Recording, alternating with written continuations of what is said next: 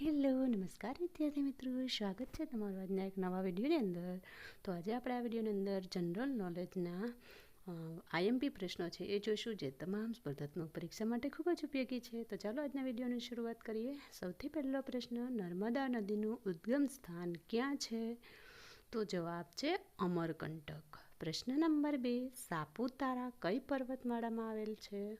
તો એનો જવાબ છે સહ્યાદ્રી. પ્રશ્ન નંબર 3, ઉકાઈ ડેમ કઈ નદી ઉપર છે? તો એનો જવાબ છે ઉકાઈ ડેમ છે એ તાપી નદી ઉપર છે. તો એના પછી આગળના પ્રશ્નો જોઈએ. પ્રશ્ન નંબર 4, સમુદ્ર પાણીથી રચાતા સરોવરને કયા નામથી ઓળખવામાં આવે છે? તો જવાબ છે લગુન નામથી ઓળખવામાં આવે છે. પ્રશ્ન નંબર 5, ગરદા ટેકરીઓ કયા જિલ્લામાં આવેલી છે? તો એનો જવાબ છે અમરેલી. પ્રશ્ન નંબર 6, વિશ્વનો જૂનામાં જૂનો પર્વત કયો? તો એનો જવાબ છે અરવલ્લી પર્વત. પ્રશ્ન નંબર 7, ભારતમાં કયો પર્વત નૂતન વલિત પર્વત છે? તો એનો જવાબ છે હિમાલય. પ્રશ્ન નંબર 8, વિશ્વની સૌથી લાંબી પર્વતમાળા કઈ છે? તો જવાબ છે એન્ડીઝ, અને એ છે દક્ષિણ અમેરિકાની અંદર. પ્રશ્ન નંબર 9, ખવાણ કે ધોવાણ દ્વારા બનતા પર્વતોને શું કહેવાય છે? તો એનો જવાબ છે અવશિષ્ટ પર્વતો કહેવામાં આવે છે. પ્રશ્ન નંબર 10, ભારતનું સૌથી ઊંચું શિખર કયું છે?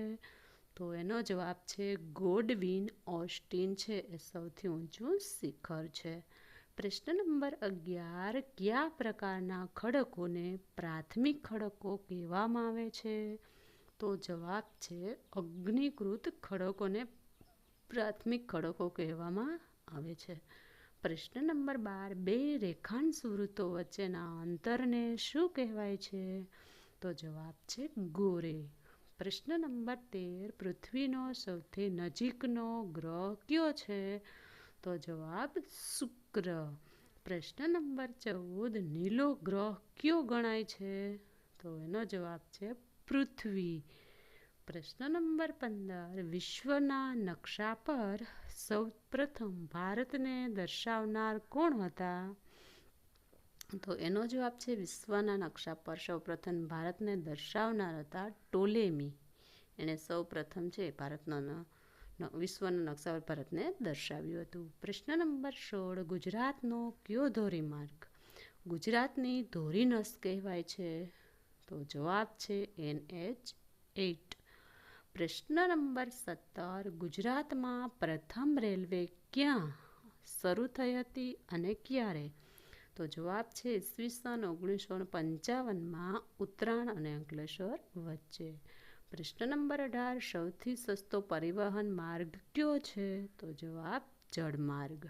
પ્રશ્ન નંબર 19, હાઈ બોન્ડ સિમેન્ટની ફેક્ટરી ક્યાં આવેલી છે? તો એનો જવાબ છે પાટીદાદ, તાલુકો ગોંડલ. પ્રશ્ન નંબર 20, ડીઝલ એન્જિન માટે ગુજરાતનું કયું શહેર વખણાય છે? તો જવાબ છે રાજકોટ.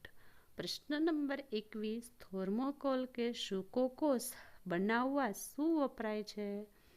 તો એનો જવાબ છે થર્મોકોલ કે સૂકો કોષ બનાવવા માટે ગ્રેફાઇટ વપરાય છે. એના પછીનો છે 22મો પ્રશ્ન, પાંધરો શાના ઉત્પાદન માટે પ્રખ્યાત છે?